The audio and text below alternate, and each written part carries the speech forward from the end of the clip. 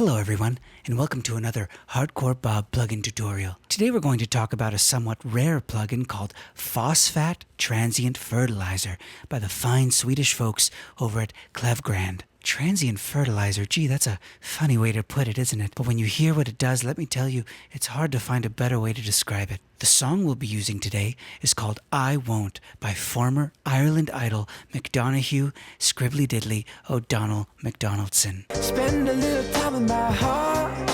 Friends are blowing up my phone, but if you gotta be there, I won't be there. In this selection, McDonagh laments of a soiree among his peers that he dare not attend, lest he should cross paths with his former lover, who after all these years still seizes his heart. And what better way to convey the emotion of such longing than to put some phosphat on the drums? Now indeed it's true that phosphat was designed primarily for drums, but don't let such silly boundaries stifle your creativity. As you'll see later in this video, this is one of my top 5 favorite plugins to put on every instrument as well as the entire mix. Okay, now before we jump into the details, always remember that if you're just dying of boredom here and don't feel like learning today, you can always just stop watching YouTube and skip right to the presets, which can be found here. And those are just a bevy of good fun, and they do a great job of getting you most of the way there. So let's go ahead and put some of these presets on the kick drum here.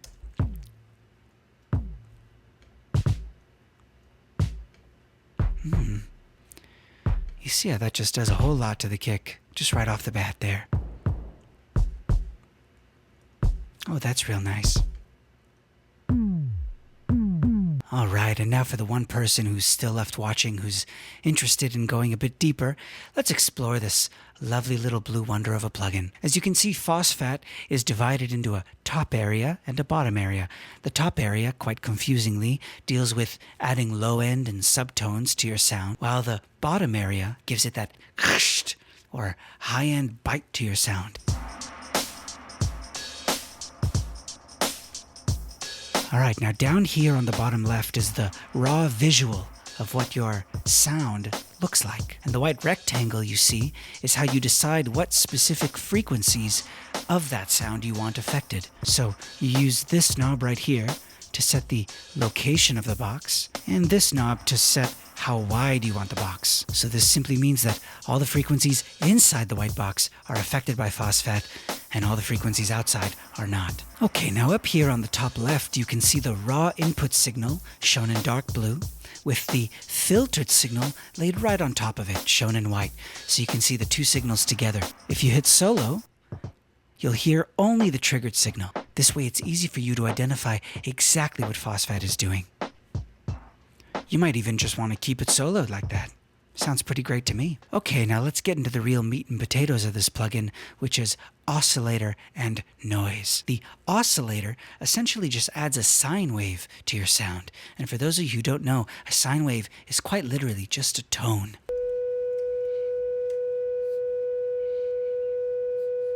Oh, I love that song. Now what you can do, folks, is use these knobs and sliders in this oscillator section to manipulate the tone. The attack and release affect how quickly the sine wave comes in and how quickly it goes away.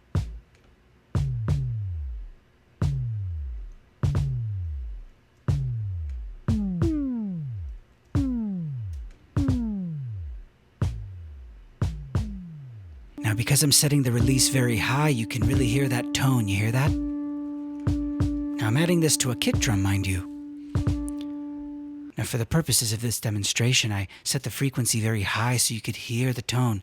But for a kick drum like this, you might want to bring the frequency quite low and let the kick drum have some length.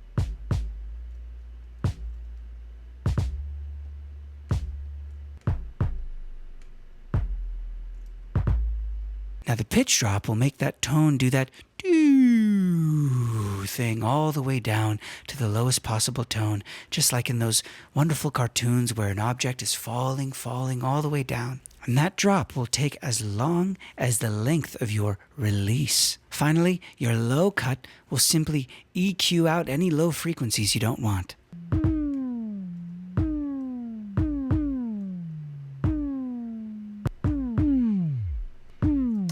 I think I like that right there. Folks, this is great for giving some shape to kick drums that need a little pizzazz. And of course, on the right, we have the gain, which simply sets the volume of the sine wave you've created. Now let's talk about noise. This is great for things like snare drums and toms, and hey, why not even vocals and bass or anything that needs a little bit of cutting edge. Now, just like the oscillator, you have your attack and release, which do the same thing. They affect how quickly the noise comes in and goes away. Let's turn up that release. That's nice. That's a nice long snare. The stereo slider just makes the noise wide, or you can slide it down and make the noise mono and put the noise right in the center. The difference will, of course, be more perceptible to you if you're wearing headphones.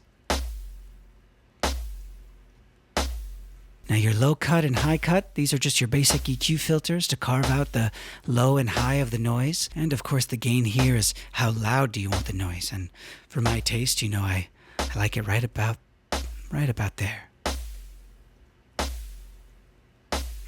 Now finally, up here you have your floor, which you can think of quite literally as the floor or the bottom level of when the plugin can be triggered. It might help to think of setting the floor sort of like setting the height of the bar of one of those fantastic Olympic high jumpers. The higher the bar, the higher they need to jump to get over it. Now if the signal is our Olympic jumper and we set the floor too high, it may not clear that bar, and therefore phosphat will not trigger, and that will make you and your sound feel sad. This is why if you really want to hear the plugin working, you might want to set the floor somewhere in the middle or lower. You hear that? And to the right of that, you have your level slider. And all this does, folks, is adjust the volume of the trigger signal. So this is mostly used if you have a very quiet input signal.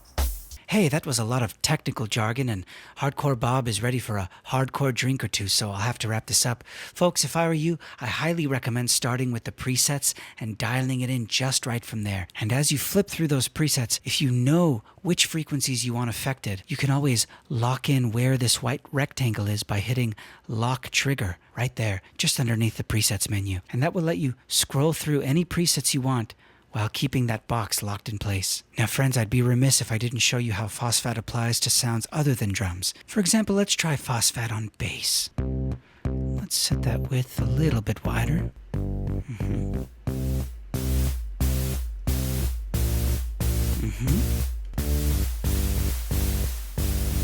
Let's add a little oscillator.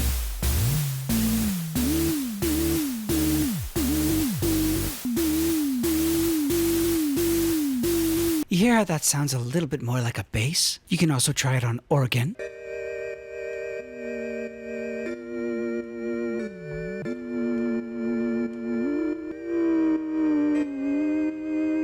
And that's just perfect. Did you notice how it really brought out the bitterness in his heart? Let's try it on the whole mix, shall we?